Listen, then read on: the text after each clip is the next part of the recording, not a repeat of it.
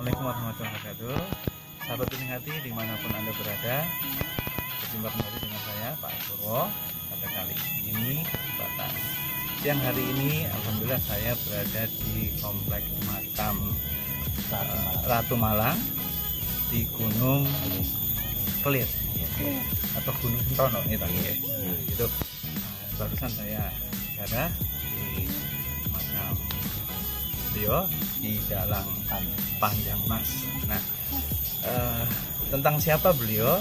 Nah, ini alhamdulillah di samping saya ada Pak Cito, yaitu kuncen atau juru kunci di kompleks makam di Dalang Panjang Mas ini.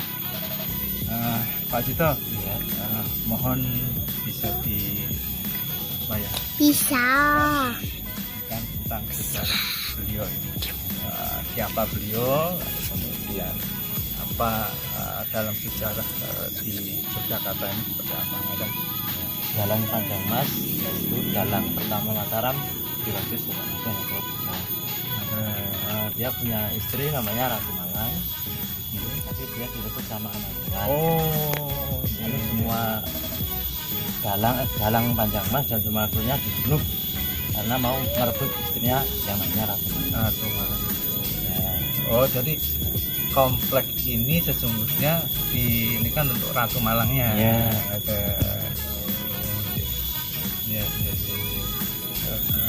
Terus di kompleks makam ini ada berapa yang disarekkan? Kurang lebihnya 32 makam. Makam.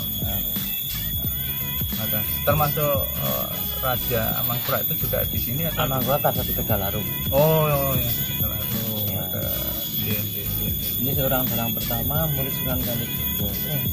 itu ya.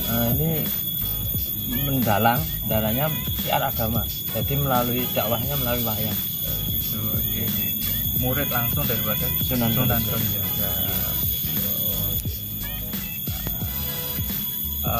Nun sewu, tadi saya juga dapat ini sebelumnya, konon katanya kalau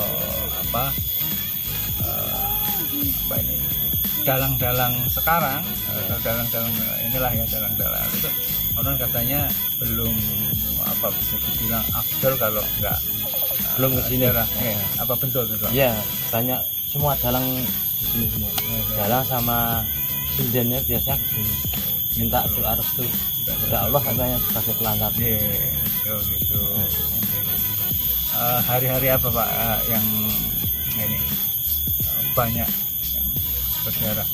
Itu enggak, harinya itu enggak pasti, tapi setiap malam mesti ada. Enggak malu. Dengan maksud hajat-hajat itu tadi. Ya, hajatnya masing-masing.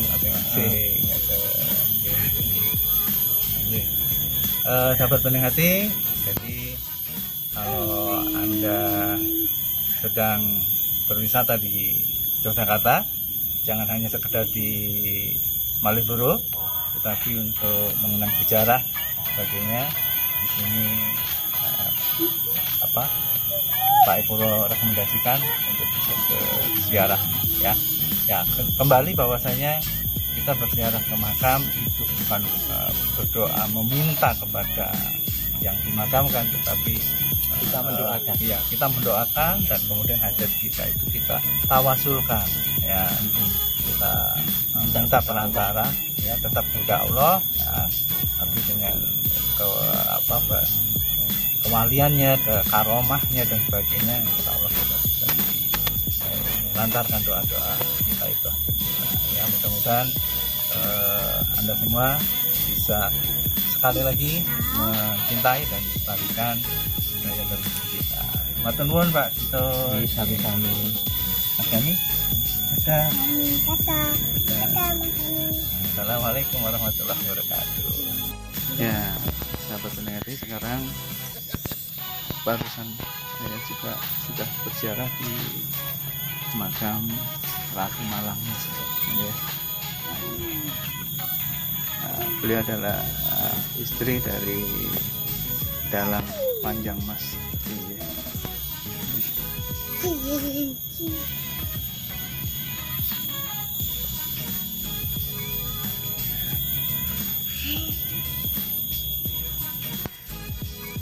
ini adalah kompleks makam Antokopuro, yang artinya adalah istana kematian. Nah, kita coba lihat sekeliling dulu. Kenapa disebut istana kematian?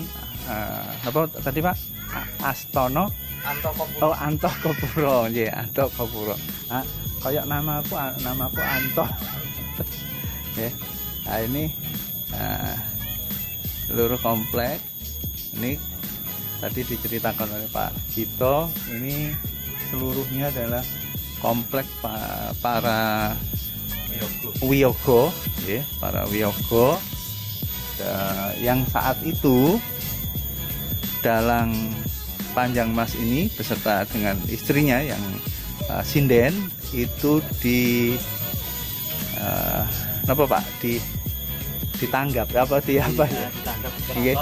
Ditanggap di keraton, diminta untuk bermain wayang gitu. Dikumpulkan harus semua musik dan jalannya dikasih makanan minuman, dan minumannya dikasih racun. Oh iya, jadi diracun atas perintah dari Raja Amangkurat satu tuh. Kenapa? Karena Raja Amangkurat tadi itu naksir, ya, naksir dari istri Ki Panjangmas, Ratu Malang ini, ya. Nah, jadi semua akhirnya meninggal, ya, karena dibunuh tadi itu.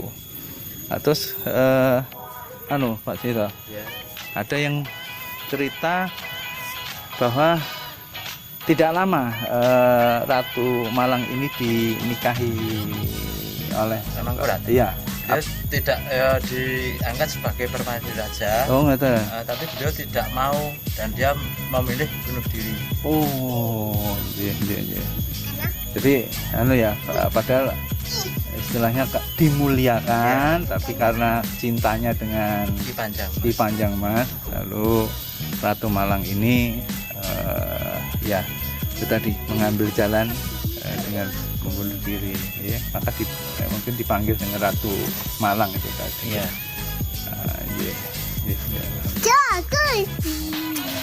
Ya, mudah-mudahan sahabat Bening Hati bisa mengambil hikmah dari sejarah ini semua. Ya lah, tak anu.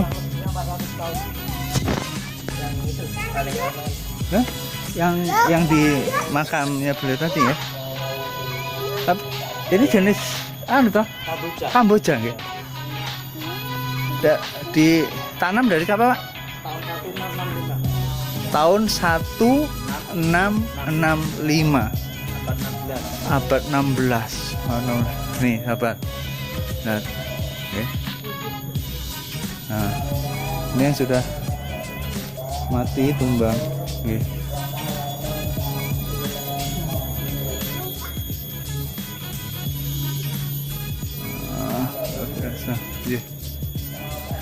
Nah, sahabat, ini uniknya tembok komplek makam ini digambar relief wayang, ya, kelihatan ya. Nah, ini kayak apa, Janaka apa anu? Oh, Kutoro. Oke. Kita lanjut.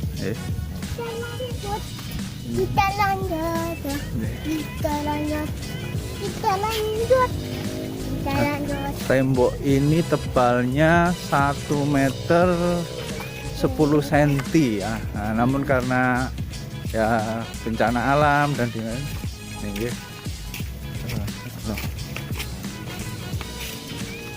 ada.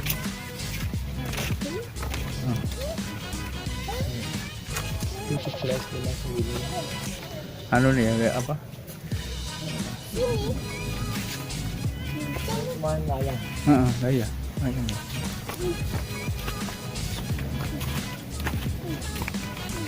Oke, kita akan menuju ke mana tadi, Mas Dani?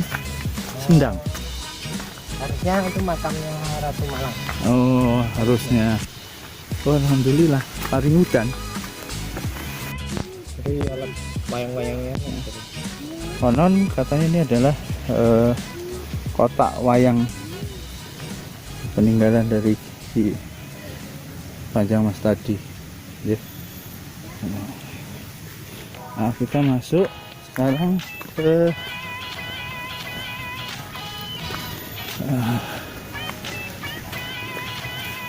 mata air. Nah, ini kok.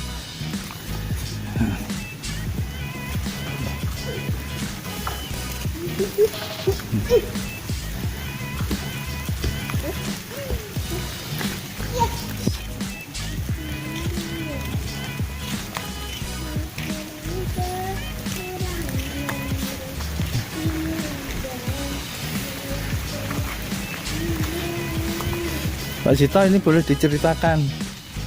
Iya. Iya, bisa. Gimana?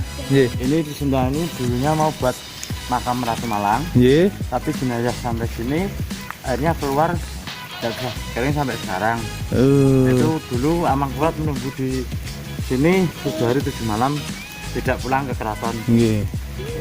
Oh, jadi makam Ratu Malang itu aslinya awalnya itu mau dimakamkan Di sini di sini, ngoten. Tapi galian itu keluar Airnya. air, ngoten. Iya. sampai sekarang tidak pernah kering. Sampai sekarang tidak pernah kering. Nah, ini sahabat ya. Nah, ini.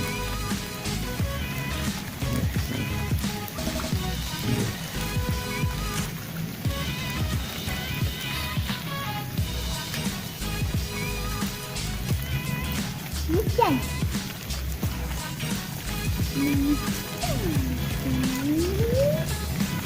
Baiklah, betul.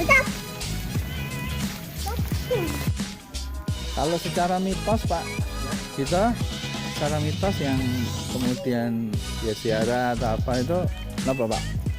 Biasanya para daerah mandi atau cuci muka atau berdiri di sini Gitu. untuk mendapat apa yang dia ingin. Ada konon katanya begitu ya. Nah, ya sahabat ya. Nggih. Matur nuwun.